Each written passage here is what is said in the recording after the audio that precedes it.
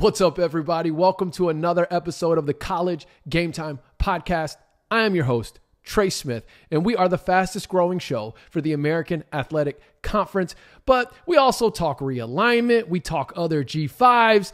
We just talk college football here, but it's mainly centered around the American Athletic Conference. Unless we decide to do some realignment with the podcasting, talking to the Oregon State fans that still tune in, even when I'm not talking realignment, shout out to y'all. I very much appreciate y'all's support. And I am hoping for the best that, as I said yesterday, I hope it all works out for both Oregon State and Washington State. But moving on to today, I want to get into a discussion about what if Army says no? Or what if Army says yes? And then 4 teams from the American get poached by a rebuilt pack. So what I kind of have that I'm going to get into today, and if you're watching on YouTube, you'll get to see some visuals that I put together just with some different numbers that I think are significant as it pertains to expansion. But it's going to be my hot board. What is who are my top 5 expansion targets for the American Athletic Conference? Whether that means Army says no, whether that means more teams leave. Do I think realistically more teams are going to leave? No. But as I said yesterday, with this court case and court decision and all that sort of being up in the air now, and that domino, waiting for that domino to fall so that we know exactly what happens with the pack. The only reason why I don't think that they're going to merge with the Mountain West is because I'm not convinced they want the bottom tier teams of the Mountain West. I think they want to take the top tier teams and then fill out the rest with the top teams of the American. Not saying that's what's going to happen. I'm saying that's what I think will be the first option once the court makes its decisions as it pertains to the assets. But talked about that yesterday. So today, going to look ahead now for the American, kind of see who are the top 5 expansion targets. This is my American Athletic Conference expansion hot board, and I'm going to show you some visuals. Those of you that are watching, if you're just listening, don't worry. I'll be reading and telling you exactly what's on the screen as I go. And I would love for you all to join this conversation. Let me know who your expansion targets are and why. And obviously, this will not include Army because Army is already in the crosshairs. There are just some sticking points there that I'm not sure if they're going to be able to work through, but we will see. Time will tell. I know Army likes its independence, but they also see the landscape shifting. And I think a lot of the sticking points are going to be centered around that Army-Navy game, which I've talked about on this show last week. So before I get into it, you know what to do. If you're watching on YouTube, like, subscribe, share it with a friend, comment at the end. And if you're listening on one of the streaming platforms, please leave a 5-star rating and leave it a review. As far as tonight goes, we've got episode 2 of Mining for Greatness at 6 p.m. Central Time, 7 p.m. Eastern Time on the ESPN Plus app, chronicling the Charlotte season and really centered around Biff Poggi. Last week on his first episode, he talked about his little press conference viral moment and how he only got 3 questions, and he found out that one of those was a bowl representative, and he goes, I only had 2 media members ask me a question. Well, I'm going to remind people every chance I get, but I was one of those media members asking Biff Poggi a question at AAC Media Days. But if you've been tuning into that, know that that's coming up tonight, 6 p.m. Central Time. I also love what Biff Poggi has been doing this week with his depth chart. It seems like he's going to make it very uncomfortable to lose, which I think is what any great coach does. But they've got their work cut out for them this weekend. I'll talk more about that on tomorrow's show, but Georgia State coming into town, coming to town, and that'll be a tough one. And then, of course, the conference season opener, not just for these both of these teams, but for the American Athletic Conference. We've got Memphis Navy and the opening season matchup, first conference game of the season. I said it, man. Memphis has 2 big games coming up. You do not want to overlook this Navy team. They've had a short week to prepare for the triple option. There's just a lot of factors surrounding this that speak trap game. Talked about that earlier this week. So if you're going to be tuning into that, it's at 6:30 p.m. Central Time on ESPN. If I have time today, I'll do my linear rundown as far as the G5 conferences. I said I would do that every week last week because I think some people thought I was just doing it because it made the American Conference look good. No, I'm going to do it every week. And as I said last week, we'll really get a good scope of that in conference play because these non-conference weekends, P5 matchups certainly dictate the linear programming. But if I have time today, I'll do it on this show. But if not, I'll do it on tomorrow's show. But here's the meat of today. As I said, my hot board, my expansion targets. And I'm going to go through 5 teams, my top 5. I'm going to do it in order, 5, 4, 3, 2, 1. And here are the things that I evaluated. Okay. And if, again, as I said, if you're watching, you'll see it on the screen, but I've got bowl wins, NCAA tournament appearances for men's basketball. I'm mainly centering my expansion targets around football and men's basketball, not for any other reason other than those are the 2 revenue drivers when it comes to conferences and when it comes to negotiating with media partners, not trying to dismiss any other sport or anything like that. I'm just simply saying this study, this hot board was built kind of centering around those 2 things, but even more than those 2 things, I also look at the TV market. And so you'll see on each graphic that I put up, there's a TV market and its ranking. And the ranking came from the 2022-2023 Nielsen rankings by TV market for television markets. And that's a thing. All right. So you can look at the competitive success, but you also have to look at the television market, especially as a G5 conference, because that's what gives you leverage in media negotiations. Then I looked at stadium size. How big is the football stadium? And then arena size. How big is the basketball arena? Okay. Those are things that I will factor in when it comes to looking at potential expansion targets. And so without further ado, let me get the first team up here. Boom. As you can see, coming in at number 5, I've got the Western Kentucky HILLTOPPERS. Now, some of you might be thinking, why are they 5? You know, some of you may be thinking, why aren't they number 1 or why aren't they higher on the list? Well, a couple reasons. First, they're a Conference USA team. Conference USA currently has a grant of rights that goes through 2027. And I believe to get out of it, you have to pay $800,000 per year that you're leaving early. I don't know what kind of money Western Kentucky has, if that's even something they would consider. I doubt it, simply because that's why they signed it to begin with. However, if you look at their profile that I put together, and if you're just listening, just pay attention, I'll call it out. They've got 10 bowl wins, 22 NCAA tournament appearances, technically 23, but one of them was, what do you call it when it's taken from it's taken by the NCAA? Can't even think of the word. They nullified it. But 22 tournament appearances. Their football stadium has a capacity of 22,000 and their basketball arena has 7,500. That's solid for an incoming team into the American, especially on that basketball arena. And then their TV market is Bowling Green, which comes in at a whopping ranking of 184. So that's another reason why I've got them at number 5. Yes, you look at the bowl wins in the NCAA tournament and you see what looks like a significant amount of competitive success, which they have had. They have a strong history, particularly in basketball. But that TV market, man, that's a tough sell. And that's where at some point you got to figure out, where do you draw that line, right, between competitive success and television markets. And unfortunately, what realignment this past cycle has shown us more than any other time is that having a secure and sustainable media partner and media deal in place is what is going to allow you to survive.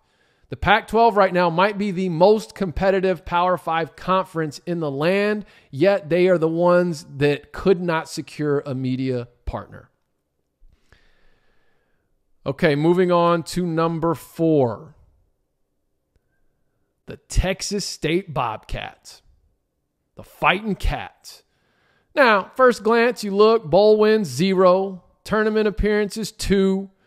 And that's not a lot to get excited about. Now, I love what G.J. Kinney's doing right now.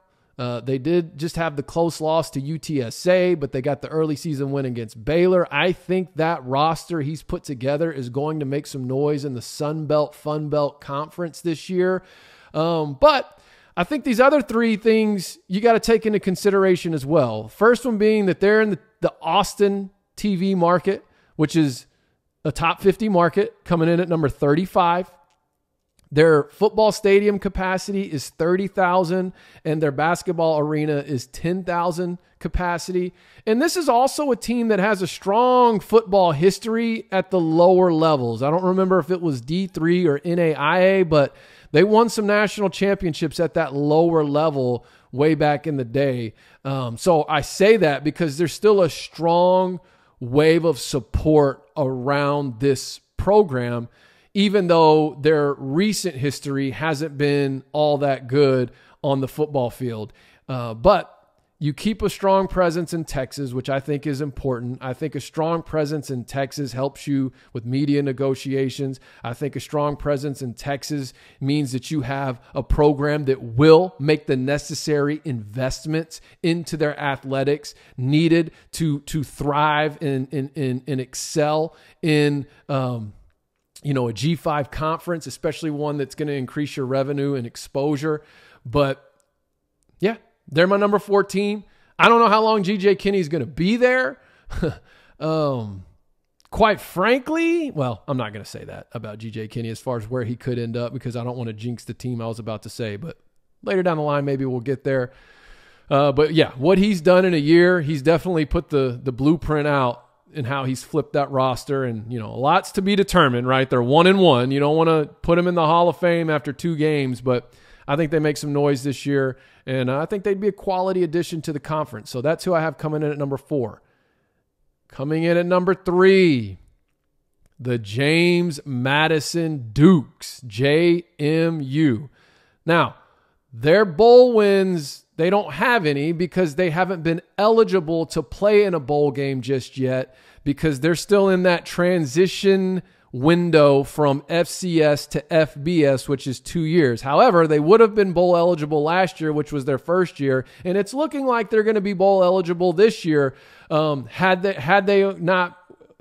they weren't in that transitional time frame set by the NCAA. I mean, this is a team that was in the FCS National Championship, I think 3 or 4 years ago. Highly competitive. Just knocked off, was it Virginia? This last weekend, knocking off the Power 5 opponent. Beat them 36-35. So, again, a contender in the Sun Belt Conference. Unfortunately, they're not eligible for any kind of postseason play until next year. Even on the basketball side, they do have 5 NCAA tournament appearances. Their stadium size is a capacity of almost 25,000. Their basketball arena is 8,500. But what's the argument against James Madison? It's their TV market, right? They're in Harrisonburg, Virginia, which is the 175th ranked market according to the Nielsen rankings in 22-23. But I'm okay with that. I think this team is highly competitive. They're right there in Virginia. I don't know how much the American's going to look to expand necessarily this go around just because you've got all these new schools that just came in. So it's like, do we bring in a whole nother wave of teams? But I'd love to see them up there in that Virginia area. They fit the geographical footprint. Gosh, I can't come off of, I know this is a hypothetical if Army said no, but what if Army said yes, and then you were able to get a team like VCU for the basketball side of things, and now You've got, you strengthen your footprint in that Virginia area. I would really like this addition, despite the TV market. That's why I've got them coming in at number 3. So let me know in the comments what your thoughts are on James Madison and how you think they would fit in with the American Athletic Conference. All right, let's get to my top 2 teams. And I guess I haven't said this, but other than Western Kentucky was Conference USA, and really the rest of the ones, as you see if you're watching on YouTube in the bottom right-hand corner, all the rest of the teams I'm going to discuss are current Sun Belt teams. All right, number 2. Let's go App State. Give me App State. So they've got 6 bowl wins. They became an FBS team in 2014. They obviously had the transition window. They've got 3 NCAA tournament appearances. They're in Boone, North Carolina, which is considered a part of the Charlotte TV market. And Charlotte is a top 25 market in the country, coming in at number 21. The argument against this is that you already have a team in the Charlotte TV market. However, App State, at least as it stands today, is a way more competitive team on the football field than the current team we have. But Biff Poggi's there, flipping over the roster. We'll see what they look like the remainder of this season and moving forward. But that could be the argument against App State, is the fact that you don't want to oversaturate. And then, of course, you've also got East Carolina, ECU. I still like the idea of strengthening that Carolina presence, especially when you've essentially just committed to making the Atlantic coast and that East Coast into Texas your geographical footprint. So why not? Their stadium size for football has a capacity of 30,000, and their arena for basketball is over 8,000, coming in at 8325. So I think I would for sure get down with this. Love App State. I followed them when they were an FCS team. I mean, even going back to when they were upsetting Michigan back in 2007. I feel like they had, who was it? Was it Armani Edwards that was leading them to like back-to-back FCS championship games. Just always been a fun team for me to watch and follow, even going back to the early 2000s. So App State coming in at number 2. And then finally, my number 1 expansion target after Army. So whether that means Army says no, or whether that means Army says yes, and other teams end up leaving for what they think will be greener pastures in a rebuilt Pac-12, Pac-2, whatever you want to call it, Pac-10, Pac-8. My number 1 target is the Georgia State Panthers. There is a lot to like about Georgia State, in my opinion. 3 bowl wins, not great, not excellent. Okay, but that's since 2010 when they transitioned over. And yes, they had their window as well. They've been to 6 NCAA tournaments, led by a couple of those led by current Tulane head basketball coach Ron Hunter. If you remember, he had I guess he was in the boot. What was it? He did something to his ankle or his Achilles. But just a phenomenal coach. Had a good run with them several years ago. Here's the kicker for Georgia State. Here's what I like. That TV market. Right there in Atlanta. Top 10 market coming in at number 6. I think getting Georgia State added to the conference is a strong addition, especially if you lose another team, but even if you don't. Man, I would love to see the American go after Georgia State, even if they do get Army. I think you're getting a good football and basketball program. You're in a hotbed of a market, hotbed for recruiting, fits your geographical footprint. Get them to commit even more as far as their investment into athletics, and there's no telling what they could evolve into. Their stadium size has a plus 24,000 capacity, a little over 24,000. Their basketball arena is a little over 7,000. There's just a lot to like about this program. They seem to be on the up and up and in a great market. And I think that if you wanted to expand more, I feel like this is a team that the league presidents could get behind bringing in. But I don't know that for a fact. But those are my top 5. I'll bring the graphic down now. But that's who I got. All right, just to recap for you, I had Western Kentucky at 5. I had Texas State at 4, JMU at 3, App State at 2, and Georgia State at 1. I would love to know who your top 5 expansion targets are for the American Conference. Whether you agree with these 5 or not, take those things into consideration, or tell me what you take into consideration, right? Like I just told you, I've got bowl wins, tournament appearances, TV market, stadium size, and arena size. But you may be looking at other things in addition to. So that's my thoughts. Now, as it pertains to Army, make no mistake about it, I still want them. I think things are still on course to make that happen, but there are a couple hurdles to work through, and the biggest one being, what do you do with the Army-Navy game? How does that work with the conference? How does that work as far as the conference's exposure and its branding? Do you move it? Do you leave it? Just a lot of questions that are come up around that. And of course, as I've been saying, if you get Army, I'd love to go make a run at VCU for basketball. And then after that, these are my top 5. And yeah, I am curious to know what your thoughts are. Do I have time for linear programming? Because that's it as far as that part of the discussion. You know what?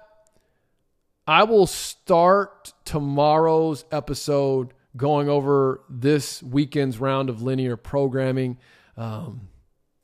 And before I get into talking about the slate of games. So that's it for today. Let me know in the comments, who are your top 5 expansion targets? What is your hot board for AAC expansion targets? And then even if you're a fan of one of these teams, I know we have people come in that you're very much against your team leaving its current conference to join the American. And I love those discussions too. So please feel free to share your thoughts on that. I know I at least have an App State person who has joined in these conversations quite a bit, including the live streams, and would love to get your thoughts. And if you're a fan of one of these other institutions, I'd love to get your thoughts as well. But that's it for me today. Trey Smith, College Game Time.